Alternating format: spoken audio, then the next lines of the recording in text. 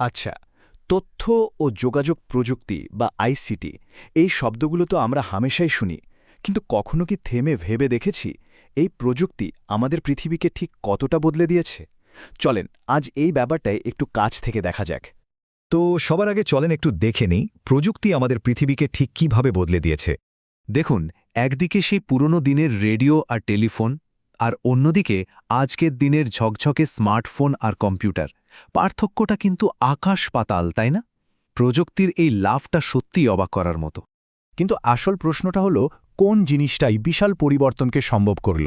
এর মূলে ঠিক কি আছে? এই পুরো ব্যাপারটার পেছনের রহস্যটা যদি বুঝতে চায়, তাহলে আমাদের একদম গোড়ায় যেতে হবে। আর সেই গোড়াটা হলো তথ্য বা ইনফরমেশন। জিনিসটা আসলে কি সেটা বোঝা। তথ্য শব্দটা তো আমরা রোজই ব্যবহার করি, তাই না? কিন্তু এর আসল মানেটা কি? এটা কি শুধুই কতগুলো সংখ্যা বা ঘটনা, নাকি এর চেয়েও বেশি কিছু? এর উত্তরটা কিন্তু দারুণ একটা মডেলের মধ্যে লুকিয়ে আছে। এটাকে বলা হয় নলেজ পিরামিড বা জ্ঞানের পিরামিড। দেখুন, পিরামিডের একদম নিচে থাকে উপাত্ত বা ডেটা, মানে ধরুন কিছু এলোমেলো অর্থহীন সংখ্যা বা ঘটনা। যখন এই উপাত্তগুলোকে সুন্দর করে সাজানো হয় তখন সেটা হয়ে ওঠে তথ্য বা ইনফরমেশন। আর সেই তথ্যকে কাজে লাগিয়ে যখন কোনো সিদ্ধান্ত নেওয়া হয় তখনই সেটা জ্ঞানে পরিণত হয়। দারুণ না ব্যাপারটা? আচ্ছা, থিওরি তো অনেক হলো। চলেন এবার কিছু বাস্তব জীবনের গল্প শোনা যাক, যেখানে এই তথ্য মানুষের জীবনকে একেবারে বদলে দিয়েছে।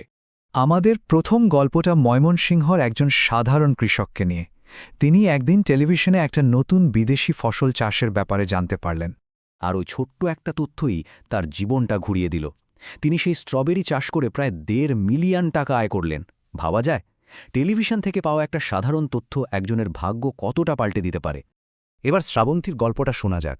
পরীক্ষার রেজাল্টের জন্য ওকে সেই দূরের জেলা শহরে যেতে হবে, এটা ভেবে বেচারি খুব চিন্তায় পড়ে গিয়েছিল। এই টেনশনটা কিন্তু একসময় আমাদের অনেকেরই ছিল, তাই না? আর এখন জাস্ট একটা এসএমএস, ব্যাস মুহূর্তের মধ্যে রেজাল্ট চলে আসে বাড়িতে। দেখুন প্রযুক্তি কত বড় একটা হয়রানি আর মানসিক চাপকে কেমন তুড়ি মেরে উড়িয়ে দিল। বড় কোনো ঝড় আসলে আমি রেডিওতে তার সতর্কবার্তা শুনতে পাই। এই সহজ কথাটা আমাদের মনে করিয়ে দেয় যে তথ্য শুধু সুবিধে বা আরামের জন্য না, কখনো কখনো এটা জীবন মরণের প্রশ্ন হয়ে দাঁড়ায়। মানে যারা সমুদ্রে মাছ ধরতে যান বা কাজ করেন, তাদের কাছে রেডিওটা শুধু গান শোনার বাক্স না, ওটা হলো জীবন বাঁচানোর একটা ভরসা।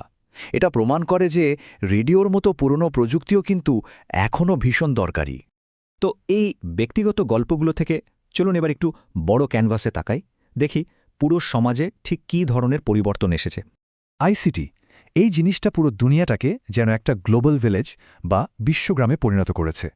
মানে আধুনিক প্রযুক্তির কারণে পুরো পৃথিবীটাই এখন একটা গ্রামের মতো, যেখানে সবাই সবার সাথে জুড়ে আছে। এর আসল মানেটা হলো হাজার হাজার মাইল দূরে কি ঘটছে সেটা আমরা এখন মুহূর্তের মধ্যে জেনে যাচ্ছি। মানে জ্ঞান অর্জন বা যোগাযোগের ক্ষেত্রে দূরত্ব এখন আর কোনো বাধাই না।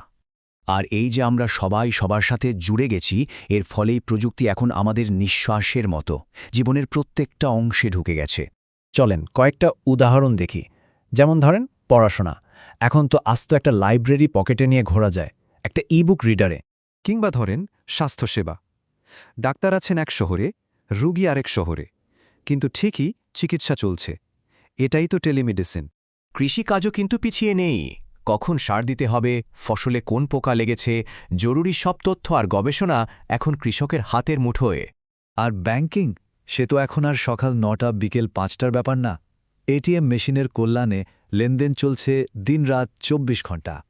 তো এটা পরিষ্কার যে প্রযুক্তি আমাদের হাতে অংশমে একটা শক্তি তুলে দিয়েছে, তাই না? কিন্তু আসল প্রশ্ন হলো, আমরা কি এই শক্তিকে বিচক্ষণতার সাথে, জ্ঞানের সাথে ব্যবহার করছি? আর এই প্রশ্নটাই আমাদের আবার সেই জ্ঞানের পিরামিডের একদম চূড়ায় নিয়ে যায়। ভাবার মতো একটা বিষয়, তাই না?